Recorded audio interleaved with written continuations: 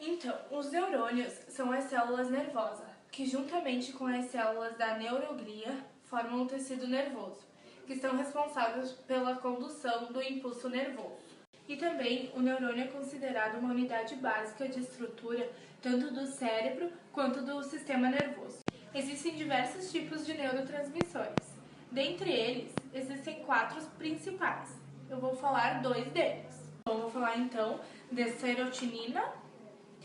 Essa é a sigla 5-HT, envolvido nas desordens de humor. Seu entendimento é importante para o tratamento da desordem obsessiva, compulsiva, latência do sono, ansiedade, depressão e outros transtornos de humor. Vou falar agora da noradrenalina, a sigla dela é NA. Envolvido em diversos aspectos como humor, atenção, alerta, aprendizado, memória e expressão mental e física. Está relacionado com a transmissão do sistema nervoso autônomo, simpático e sinalização desse sistema de origem à dilatação dos brônquios, vasos sanguíneos, pupilas e aumento de batimento cardíacos também, entre outros. E essa é a fórmula estrutural dos neurônios. Hoje nós vamos então falar sobre os neurotransmissores. O que seriam os neurotransmissores? Os neurotransmissores são pequenas moléculas responsáveis pela comunicação das células no sistema nervoso. Então, eu vou falar sobre 2 neurotransmissores que são importantes e vou mostrar a nomenclatura deles. Então, o primeiro é a acetilcolina. A acetilcolina, então, é um neurotransmissor que está envolvido em muitos comportamentos, entre eles o aprendizado, a memória e a atenção. Esse é um neurotransmissor do sistema nervoso autônomo parasimpático. Sua sinalização nesse sistema dá origem à constrição dos brônquios, vasos sanguíneos e pupilas, reduz batimentos cardíacos, produz ereção e entre outros. Esse transmissor é importante para o movimento do nosso corpo, pois sua liberação em músculos promove a contração das fibras musculares. Então, eu vou mostrar a nomenclatura dele. Então, eu vou falar da dopamina, que é outro neurotransmissor, que é responsável por controlar o nível de estimulação por sistema motor.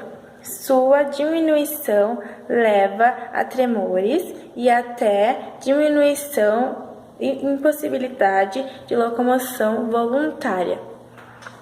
Então, na doença de Parkinson, a morte dos neurônios que liberam a dopamina na via microestriatal. Esse neurotransmissor também é responsável pelo estímulo prazeroso, a ingestão dos alimentos, prática de sexo e algumas drogas de abuso são estimulantes da liberação da dopamina em regiões como o núcleo accumbens e o córtex pré-frontal. Então, agora eu vou mostrar para vocês a nomenclatura da dopamina. Quando a célula está em repouso, nós dizemos que ela está polarizada. Uma célula polarizada é quando ela está com o interior negativo e o exterior positivo. O neurônio tem a maior quantidade de potássio dentro da célula e a maior quantidade de sódio fora da célula. Tanto sódio quanto potássio são positivos, porém o interior da célula tem organelas que são negativas, por isso a célula é negativa.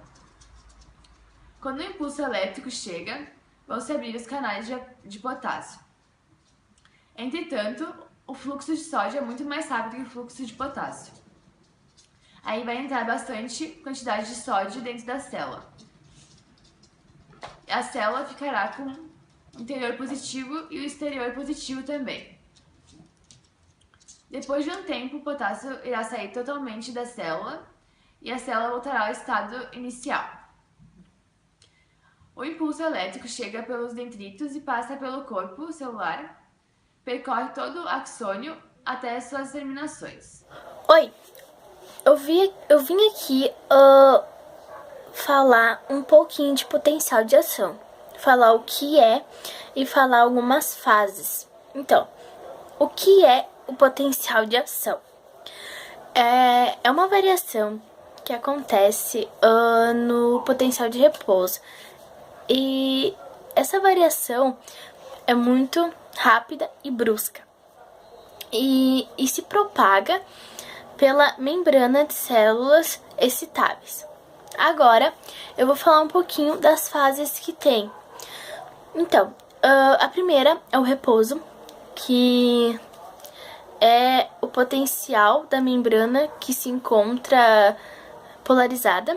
Segunda fase é a despolarização, que é o estímulo que altera o potencial da membrana. Tem também o aumento da permeabilidade da membrana ao íon, através da abertura dos canais de sódio voltagem dependentes e o influxo de sódio dentro da célula.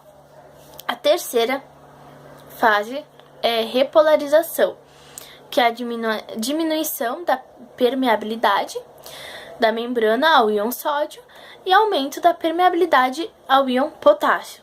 Isso ocorre pois os canais de sódio voltagem dependentes começam a fechar e o canal de potássio voltagem começa a abrir, com consequente efluxo de potássio.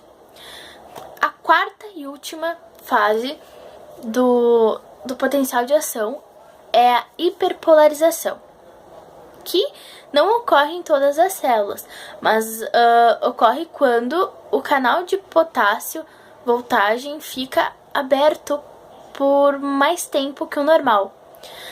Então, isso foi um pouquinho da minha explicação, né? Espero ter ajudado, e é isso. A doença de Huntington é uma doença hereditária que provoca a degeneração progressiva de células nervosas do cérebro.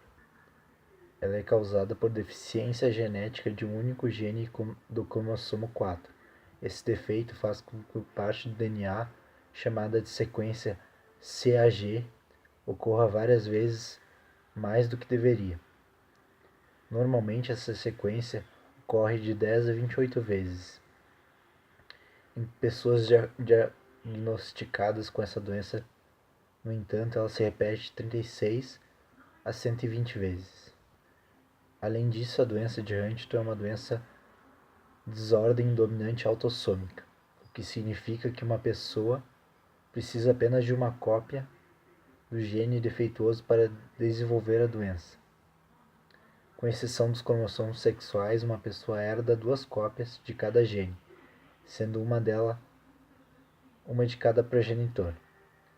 Alguém que tenha o pai com um gene defeituoso para a doença de Huntington, por exemplo, pode receber dele tanto a cópia defeituosa do gene quanto a cópia normal. Assim, cada pessoa que tem hereditariedade para a doença tem 50% de chance de herdar o gene causador e logo desenvolver a doença também.